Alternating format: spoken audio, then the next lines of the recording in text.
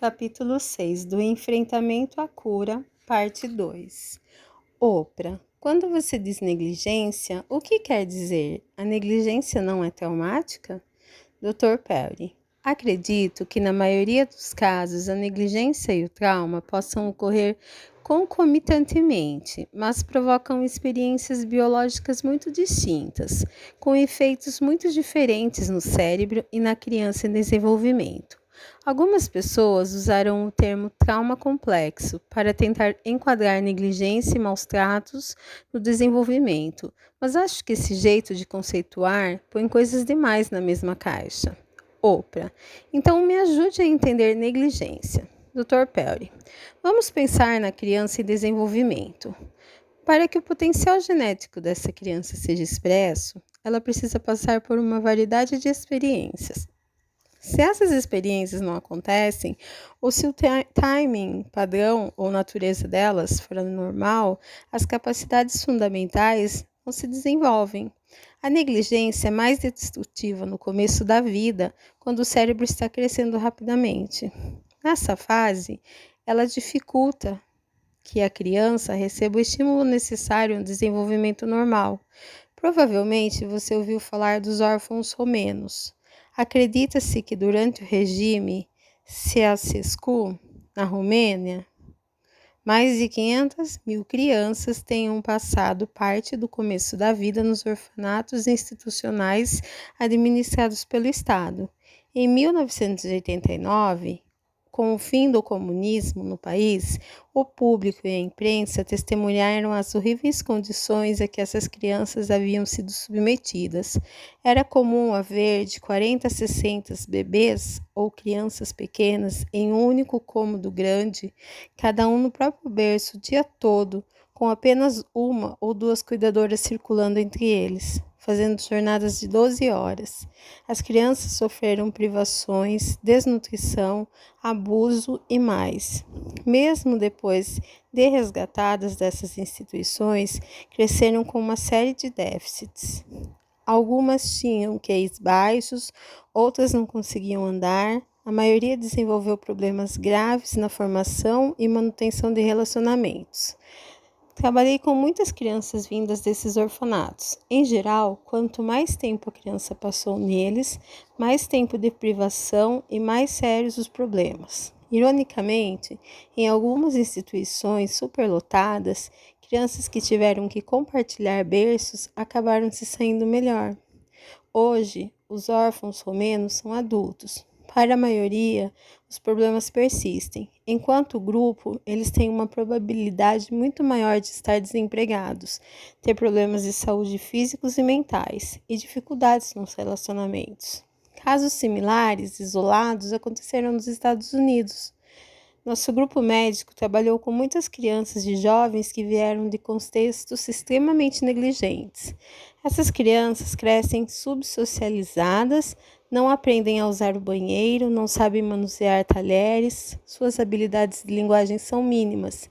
Nos casos mais extremos, parecem bárbaros. O termo usado é selvagem.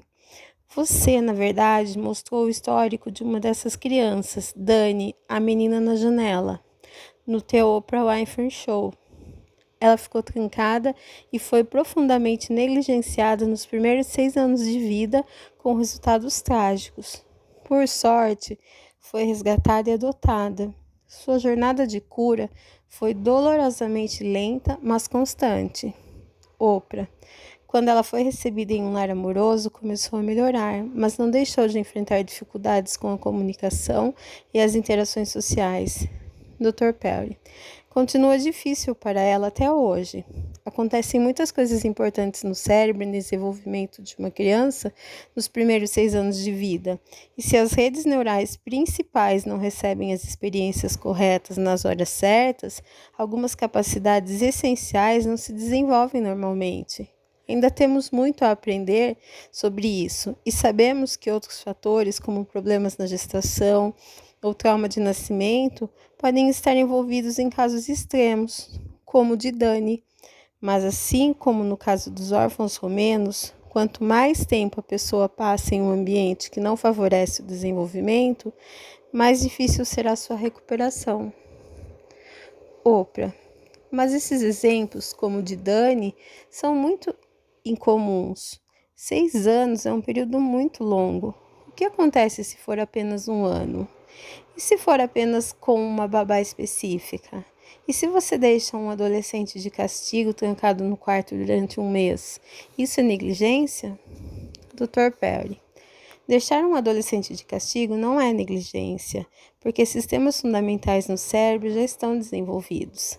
Não defendo que se tranque alguém de 15 anos no quarto por um mês, mas não é o mesmo que um mês de privação na primeira infância.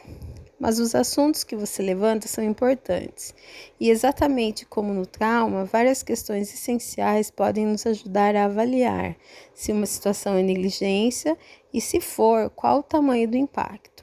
Em que período do desenvolvimento aconteceu a negligência? Qual foi o padrão? O quanto a negligência foi severa? De que ela privou a criança? Quanto tempo durou? E uma vez que uma negligência total e absoluta é rara, que fatores protetores estavam presentes quando ocorreu a negligência? A forma mais comum de negligência é fragmentada, cuidados sem padrões. Em alguns dias, quando o bebê chora, o adulto vem alimentá-lo e acolhê-lo. Em outros dias, ninguém aparece. Em outros ainda, alguém chega e grita com ele, sacode, machuca-o. Esse mundo confuso e caótico é muito desregulador. O bebê não recebe estrutura suficiente para enviar um conjunto de sinais claro e organizado para os sistemas em desenvolvimento do cérebro. O mundo do bebê é imprevisível e o resultado é uma negligência caótica. Os sistemas fundamentais se desenvolvem de maneira fragmentada e desorganizada, levando aos problemas funcionais. Outro tipo de negligência, negligência fatiada, ocorre quando muitos aspectos do desenvolvimento são normais e alguns sistemas fundamentais recebem experiências no tempo adequado, mas um ou mais não, levando à ausência de um aspecto crítico de desenvolvimento saudável. Vou dar um exemplo. Certa vez trabalhei com 5 irmãos, com 11, 8, 6, 4 e 2 anos de idade. Eram todos encantadores. A mãe os criava sozinha. Tinha 2 doutorados e amava muito seus filhos. O problema era que ela tinha uma alucinação fixa e um medo profundo de que seus filhos se machucassem se saíssem de perto dela. Então começou a mantê-los no mesmo cômodo com ela, todas as crianças, o dia todo, a noite inteira. Com o tempo, ela começou a lecionar para eles em casa e insistia para que os filhos se sentassem em cadeirinhas de carro instaladas sobre os sofás. Chegou a ponto de mantê-los amarrados nas cadeirinhas, não deixava que engatinhassem ou andassem. Era carinhosa com essas crianças e muito atenta ao desenvolvimento cognitivo delas. Todas estavam academicamente 2 ou mais anos à frente de outras da mesma idade. Eram interativas entre si, verbal e socialmente, mas ao mesmo, a mais velha mal conseguia ficar em pé. Tinha havido uma privação fatiada da atividade motora. O resultado era uma família com pernas e capacidade neuromotora subdesenvolvidas.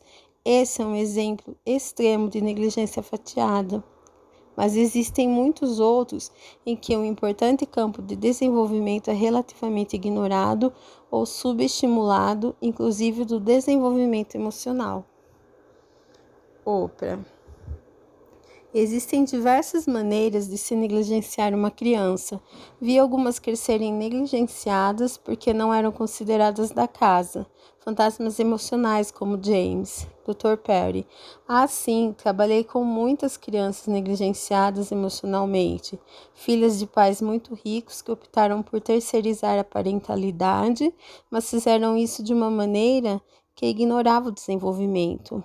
Eles não compreendiam a importância da consistência relacional no começo da vida. Então, a criança era cuidada por diferentes turnos de cuidadoras contratadas. Oprah, o que você quer dizer com isso? Ouvimos o tempo todo que não importa quem ou quantas pessoas cuidam de uma criança, desde que ela receba amor e atenção. Está errado? Dr. Perry. Eis uma grande questão. Em geral, quanto mais atentas e carinhosas as pessoas na vida de uma criança, melhor. Você se recorda das nossas primeiras conversas sobre o cérebro em desenvolvimento e o processo de construção da visão do mundo? Nesse caso, vai se lembrar de que no começo da vida, o cérebro precisa de experiências padronizadas e consistentes para desenvolver sistemas fundamentais. Para ilustrar o que estou dizendo, vamos dar uma olhada no desenvolvimento da linguagem. Digamos que durante 6 semanas você fale apenas inglês com um bebê. E então diga, basta de inglês, vamos falar chinês. Nos próximos 5 meses, a criança escuta apenas chinês, mas então vem outra mudança. Basta de chinês, agora vamos falar francês. E a língua que a criança ouve muda mais 10 vezes, antes que ela tenha 3 anos. Essa pobre criança não falará língua nenhuma. Apesar de serem todas línguas válidas e de todas as línguas ativarem a parte da fala e da linguagem no cérebro, não houve repetições suficientes em nenhum idioma para organizar adequadamente a capacidade plena de fala e linguagem da criança. A confusão da linguagem também aconteceria se a criança escutasse 15 línguas diferentes por dia. Não haveria tempo nem repetições suficientes para que o cérebro em desenvolvimento do bebê processasse qualquer uma delas. O desenvolvimento da linguagem seria adiado e possivelmente anormal. O mesmo acontece nos relacionamentos. Se o bebê se familiariza com uma pessoa durante 6 semanas, essa pessoa desaparece, outra começa a cuidar dele, e depois essa nova pessoa desaparece, e assim por diante, o cérebro dele não teve interações suficientes com nenhuma delas para criar uma arquitetura que permita o desenvolvimento de uma neurobiologia relacional saudável. A chave para se ter muitos relacionamentos saudáveis ao longo da vida é estabelecer poucos relacionamentos seguros, estáveis e acolhedores no primeiro ano. Isso produz repetições adequadas para a construção dos alicerces, a arquitetura relacional fundamental que permitirão à pessoa continuar a desenvolver ligações relacionais saudáveis. É só pensar na linguagem. Depois que você aprendeu uma ou duas línguas básicas, pode aprender muitas outras, mas quando um recém-nascido, um bebê ou uma criança cresce em casa onde amar é terceirizado, o resultado pode ser uma forma de negligência fatiada. As capacidades relacionais fundamentais ficam subdesenvolvidas ou atrofiadas.